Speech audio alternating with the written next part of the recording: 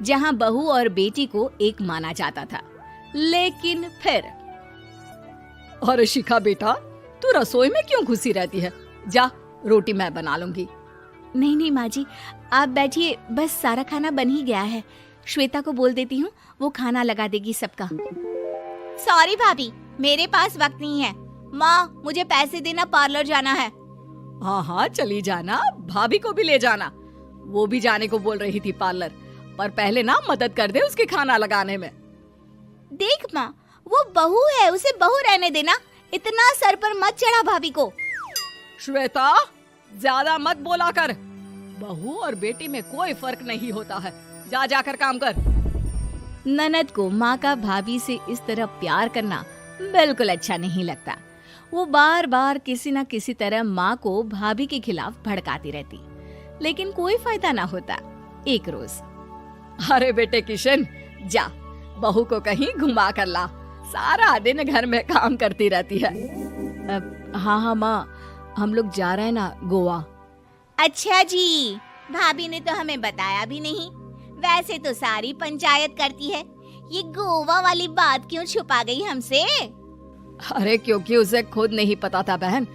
मुझे टिकट सस्ती मिल रही थी तो मैंने बुक कर दिया। हाँ शिखा, पैकिंग कर ले, संडे हम जा रहे हैं गोवा। दोपहर में शिखा पैकिंग कर रही थी कि सास आ जाती है। ये क्या बहू, साड़ियाँ? अरे गोवा जा रही है घूमने या फिर शादी में मायके हैं? माँ जी, ऐसा कुछ है ही नहीं, समझ में नहीं आ रहा क्या रखूं कपड़े में। अरे तेरी और श्वेता की साइज तो एक ही है।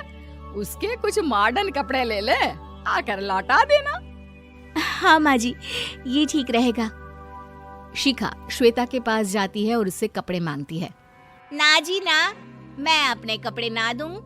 वैसे भी फैल जाएंगे मेरे कपड़े, बहुत महंगे वाले हैं।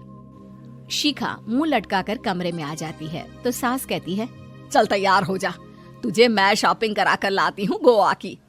बस फिर क्या था, सास बहू निकल जाते हैं मार्केट और एक से बढ़कर एक ड्रेस खरीद कर घर आते हैं। पहले बता देती कि नए कपड़े दिलाने वाली है भाभी को, तो मैं अपने ही दे देती ना भाभी को, मुझे दिला देती नए कपड़े। देख श्वेता, परिवार का मतलब सबके साथ रहना होता है, ना कि सिर्फ अपना सोचना। वैसे भी तुझे अच्छे संस्कार सीखने चाहिए। और रही बात कपड़ों की, तो शिखा, आज से घर पर भी तू मॉडर्न कपड़े ही पहनेगी। कोई जरूरत नहीं है ये साड़ी वाड़ी लपेटने की। अब क्या था, घर पर श्वेता और शिखा एक जैसे रहते। एक बार पड़ोसन आती है। अरे बेटा, अपनी माँ को तो बुलाना, जरा बात करनी है। शिखा सास को बताती है और रसोई में चली जाती है। ये आपकी बेटी बहुत बड़ी हो गई है, इसके लिए एक रिश्ता है, कहो तो बता दूं। ये बेटी नहीं बहू है, घर में सब एक जैसा ही रहता है।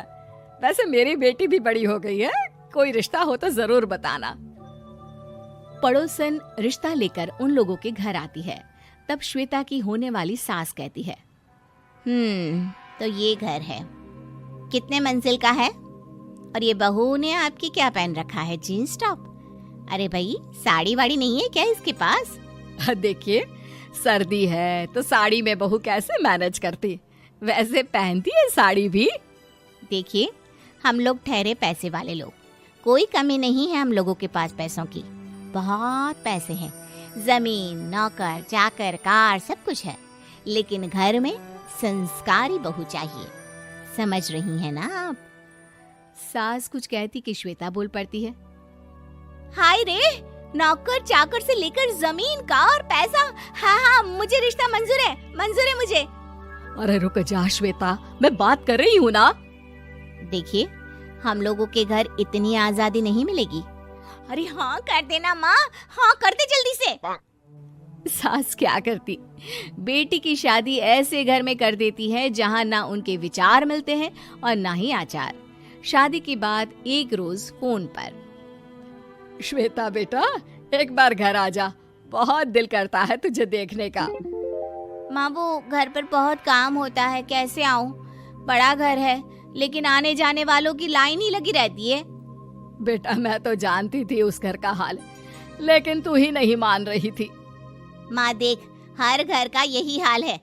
तेरी बेटी को यहाँ घूंघट हटाने की परमिशन नहीं है और एक तरफ भाभी स्कर्ट पहनकर घूम रही है। बेटा मुझे क्या पता था कि मेरी बेटी को ससुराल के नाम पर पिंजरा मिल जाएगा। अच्छा माँ, फोन रखती हूँ, सास को गर्मा गर्म रोटी खिलानी है। तुम लोगों की तरह नहीं कि एक रोटी बनाओ, एक सब्जी बनाओ, फिर सारा दिन फ्री होकर घूमो। सास फोन तो रख देती है, लेकिन सोच में पड़ जाती है कि एक तरफ बेटी जिसे कोई आजादी नहीं, वहीं दूसरी तरफ बहू जिसे देखकर लगता ही नहीं कि उसकी शादी भी हुई है। अगले रोज। शिखा, अरे ओ शिखा। हाँ माँ, क्या हुआ? कुछ चाहिए आपको? मैं जिम जा रही थी। जिम के कपड़ों में बहू को देखकर सास को घूंघट में अपनी बेटी का ख्याल आता है। देख बहू, घर में बहू की तरह रहा कर।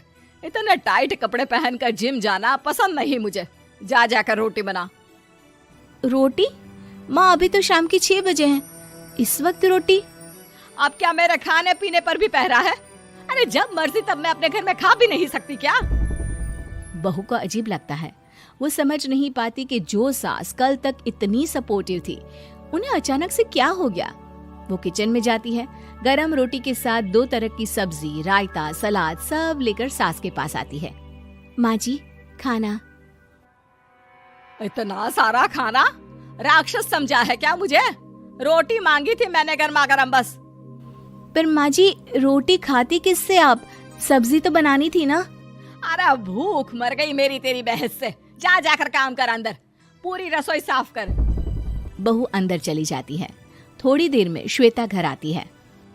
अरे शिखा, जल्दी से चाय ला, पकवान बना, मेरी बेटी आई है। अरे नहीं नहीं माँ, ड्राइवर बाहर खड़ा है। मैं तो घर का कोई सामान खरीदने के बहाने यहाँ आ गई हूँ, मुझे जाना होगा। अरे बेटा, पर कितने दिनों बाद देख रही हूँ तुझे, रहने आ जाना 2-4 दिन के लिए। आ जाऊंगी माँ, जब मेरी सास मरेगी तब।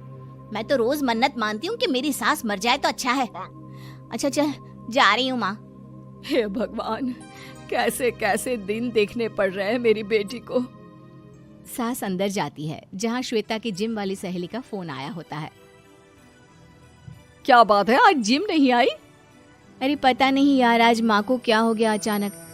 पर खैर कोई नहीं, लगता नहीं कि मैं अब जिम आ पाऊंगी। शिखा स्पीकर पर बात कर रही थी, जिसे सास सुन रही थी। यार ये सास ना होती ही ऐसी है। मैं तो कहती हूँ बुढ़िया जल्दी मरे और तू आराम से जिए। शिखा को सहेली की बात पर गुस्सा आ जाता है। माँ के मरने की कौन सा बच्चा दुआ मांगता है मोहिनी? आगे से ऐसी बात मेरे सामने मत करना। हमारे घर की शोभा ही माँ है। क्या हुआ जो थोड़ी सख्ती दिखा रही है? उसमें भी कोई ना कोई उनकी भलाई ही होगी। मैं तो कहती हूँ भगवान मेरे जैसी सास सबको दे, जो सिर्फ माँ की तरह है। सास वाली तो कोई बात ही नहीं है उनमें। सास ये बात सुन रही थी। उनकी आंख में आंसू आ जाते हैं कि क्यों वो बेटी की किस्मत में बहू को भी भागीदार बना रही थी। शिखा, अरे ओ शिखा, क्या हो गया? जिम नहीं जाना क्या?